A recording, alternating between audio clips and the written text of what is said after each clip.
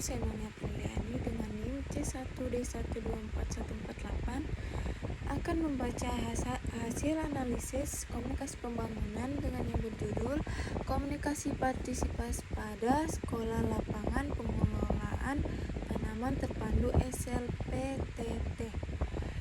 Pertama, saya akan membaca jurnal komunikasi pembangunan dengan yang berjudul Partisipasi pada Sekolah Lapangan Pengelolaan Tanaman Terpadu SLPTT.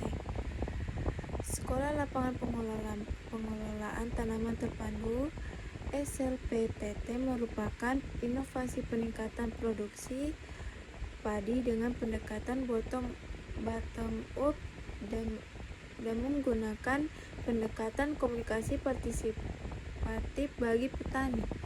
Penelitian ini bertujuan memperoleh gambaran beberapa komunikasi partisipan. Penelitian ini berbentuk survei deskriptif korelasional yang dilaksanakan bulan Maret-April 2014 pada 80 petani yang tercatat sebagai peserta program SLPTT di Desa Abokongge, Kabupaten Sidrap, Sulawesi Selatan. Pengujian hipotesis menggunakan uji regresi linear berganda. Komunikasi partisipan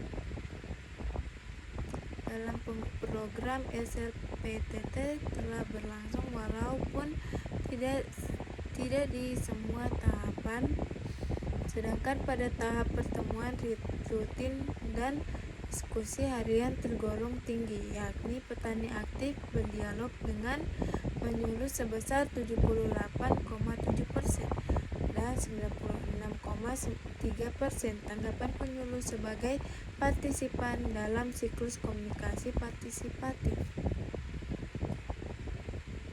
Juga tinggi tingkat adopsi teknologi petani pada program SLPTT sebesar 91,3%, yakni petani menerapkan seluruh teknologi seperti penggunaan benih unggul, penanaman sistem jejer legowo, penumpukan berimbang, pengairan berselang, mengendalikan organisme pengganggu tanaman OPT, panen pasca panen.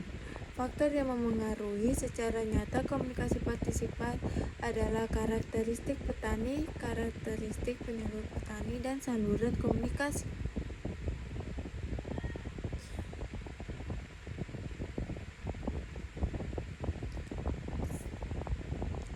Dan saya akan membacakan lagi hasil analisis jurnal yang telah saya bacakan.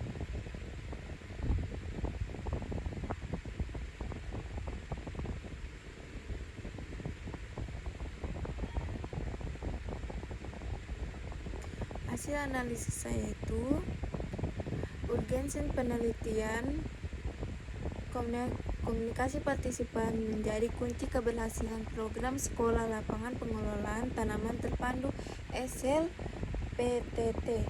Program pemerintahan untuk meningkatkan produktivitas pada secara bottom up. Banyak program serupa gagal karena rendahnya partisipan petani, kurangnya komunikasi dua arah, serta dominasi pendekatan top down. Oleh karena itu, penelitian ini berupaya menunjukkan bagaimana penerapan komunikasi partisipatif bisa meningkatkan adopsi teknologi pertanian dan pemberdayaan petani. Tujuan penelitian mengkaji proses komunikasi partisipatif petani dalam program SLPTT, menganalisis pengaruh karakteristik petani menyuluh dan saluran komunikasi terhadap penerapan komunikasi partisipatif. Keunikan penelitian mengombinasikan pendekatan komunikasi pembangunan partisipan dengan analisis empiris lapangan melalui survei pada 80 petani di Sidrap, Sulawesi Selatan. Fokus pada interaksi nyata petani, penyuluh, Dalam 4 tahap SLPTT, pertemuan rutin, diskusi, temu lapang, tidak hanya menilai partisipasi petani secara kuantitatif, tetap juga melihat dinamika komunikasi dan hubungan sosial yang terbentuk. Tujuan teoritis komunikasi pembangunan partisipatif, komunikasi dua arah berbasis dialog untuk mengambil keputusan bersama. Model pemberdayaan petani Sadono 2012, Sumarjo 2007. Pentingnya keterlibatan aktif petani dalam penyusunan, pelaksanaan, dan evaluasi program pertanian. Prinsip Havelock tentang kesetaraan dan keterbukaan antara komunikator, penyuluh, dan komunikan petani. Metode penelitian, teknik pengumpulan data, kuesioner, FGD, observasi, dan wawancara mendalam, analisis data statistik deskriptif, dan regresi linear berganda untuk menguji pengaruh karakteristik petani, penyuluh, dan saluran komunikasi terhadap penerapan komunikasi partisipatif.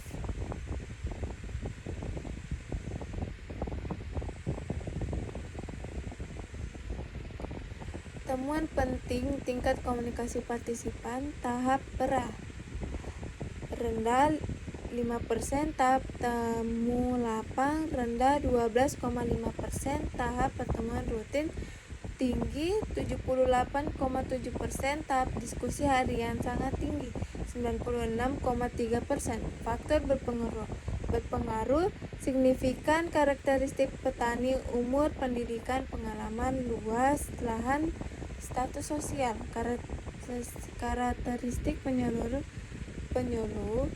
penguasaan materi dan kemampuan komunikasi, saluran komunikasi langsung, tatap muka, dan kunjungan rumah. Dampak 91,3% petani mengadopsi seluruh teknologi PTT seperti benih unggul, pupuk berimbang, sistem tanah jejer legowo, pengairan selang, dan pengendalian OPT. Nilai tambahan peneliti memberikan model praktik komunikasi partisipatif yang efektif di tingkat akar rumput, menjadi acu kebijakan penyuluh petani berbasis partisipasi aktif petani, menunjukkan peran strategis penyuluh petani sebagai fasilitator dialog, bukan sekedar menyampaikan informasi. Sekian itu hasil analisis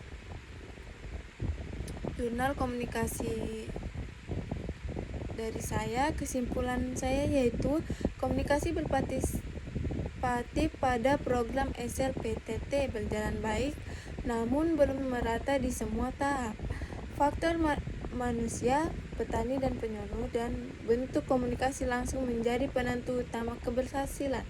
Disarankan meningkatkan partisipasi pada tahap pra dan temu lapang, serta mempertahankan komunikasi intensif pada pertemuan rutin dan diskusi harian.